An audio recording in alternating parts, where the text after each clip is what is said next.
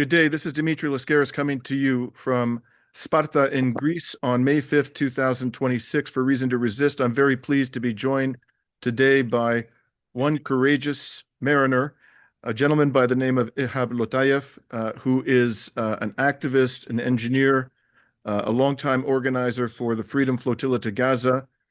He hails from Montreal normally, but today he is on a vessel that it forms part of the global Smooth Flotilla. And he is, I understand, not far from the shores of our precious Gaza. How are you doing today, my friend? I'm fine, Dimitri. Thank you very much. If you permit me, I just want to clarify one thing. The flotilla is a combined group of flotillas. So the Freedom Flotilla, which is functional now for the last 16 years, is joining forces with the Global Smooth Flotilla. And we're heading to meet up with them with 4 boats from here, one coming from Greece and some coming from Turkey. So if you can tell us, Ihab, where are you approximately at this moment? We are between Sicily and the west side of Greece. So you're probably not far from where I am. I am in the south of Greece, near Kalamata, which is close to the western coast of Greece. I would love to be there with you today, brother. But I guess my job today is to report what you and your comrades are doing on this marvelous vessel. I understand, well, first of all, why don't you tell us about the lay of the land for the moment, or the lay of the water, I guess I should say. Are any other vessels with you currently, or is your vessel alone at this particular moment? No, right now we are 4 vessels from the Freedom Flotilla Coalition. We are at line of sight of each other. If I turn around, I'll see probably 2 of them on one side and one on the other side. We're sailing together as 4. Is it possible for you to kind of swivel your camera and show us 1 or 2 of them? Well, the sun won't help because it is shining, but let me try, Dimitri. Let me try.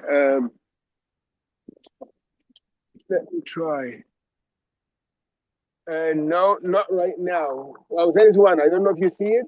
There are 2 actually over there. I don't know if you see them. Very far on the horizon. It's a little bit difficult to see, but we'll take your word for it. I know. Right. I know. Now, how many passengers are on your vessel? We are 9.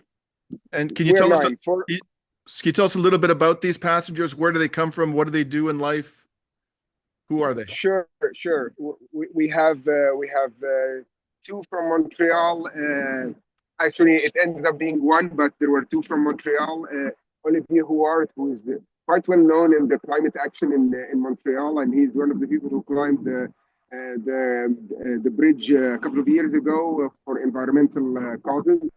Our first skipper is from Vancouver, Grace, and our captain is from, he's originally Belgian, but he lives in Norway. And we have also 2 Australians with us, and we have a French former Senate and member of European Parliament. In total, we are 9 on this boat. Do you recall the name of your comrade from France, the former senator? Yes, sure. Alim Aboumedian Kyrie. Right. And what is she's a long time. Go ahead. I just wanted to add, she's a long time Palestinian activist who went into lots of trouble locally in France for her support of the Palestinian cause over decades, not years. And what excuse me, is the name of your vessel Perseverance? Have I got that right? That is correct. Yes. Right. And this particular vessel was contributed to the flotilla by the Canada boat to Gaza? Is that correct? Major funding for this boat was from the Canada boat to Gaza, and the minor partner in the boat itself is the Australian movement, Free Gaza Australia. So, Ihab, I understand you've been a passenger on the flotilla to Gaza on 2 prior occasions. Is that accurate? Correct. That is accurate, yes. What happened on those 2 prior occasions? The first time in 2011, it was just after a year or so after the massacre that Israel committed on the Navi Marmara.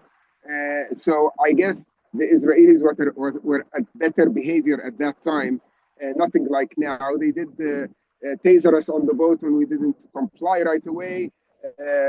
But in prison, we were really, three-star prison. So it wasn't that bad. There was a lot of psychological harassment actually, but that was the intent, the extent of it. Then the second time, and between that time in 2011 and 2015, I continued to be a coordinator and organizer within the flotilla level itself, not only the Canadian boat to Gaza. And in 2015, I sailed again from Greece. We were four boats at the time, but the decision was taken after the first boat was attacked. The decision was taken for the other three boats to turn and fight their day. So I was not captured by the ISIS in 2015. Right. And first of all, before I ask you about what lies ahead, up until this moment, have you seen any suspicious vessels or aircraft near the Perseverance? We always I started on Perseverance in Ajaccio in Corsica, and then headed to Sicily, where we met another group of the people with us here today. We always saw drones. We don't know if those drones are just migrant watching stuff like that, or are they for us in particular? That we can't answer. But last night, we were targeted specifically because there was a helicopter that made the tour on top of our four boats, and we did sight a military boat on the horizon. You can't tell if it's Israeli or not. They turn off their signaling, and you don't know what they are exactly. But last night we were in the verge of believing that we were going to be boarded during the night. Then everything died down or calmed down by 1 o'clock in the morning, and nothing appeared after that. And the send-off you received from Sicily, were the Italian authorities completely cooperative? Did they create any obstacles for you, or did you have no issues with the Italian authorities? No issues with the Italian authorities at all this time. Right.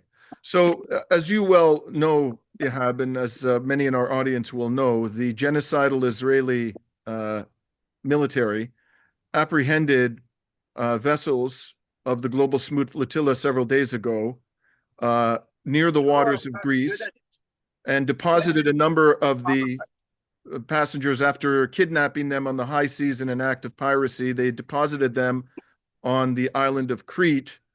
And then an Israeli minister, I think it was the foreign minister, thanked the Greek government of Kyriakos Mitsotakis for coordinating this act of piracy with Israel. There is therefore good reason to believe, and to my knowledge, the Greek government has not denied clearly that it was coordinating with Israel. You are heading towards the same area where this act of piracy occurred. Are you and your comrades on this vessel concerned about what's going to happen and about, the complicity of the Greek government? What do you think about the Greek government?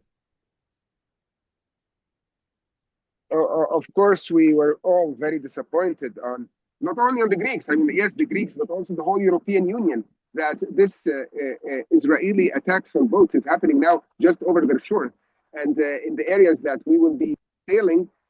We're getting closer and closer to those shores.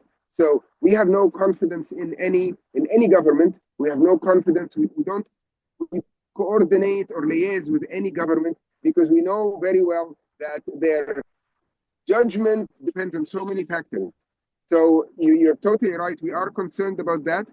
Also, we are concerned that the Israelis can come and attack anytime. But on the other hand, we had our very well planned, very well trained passengers on all the boats.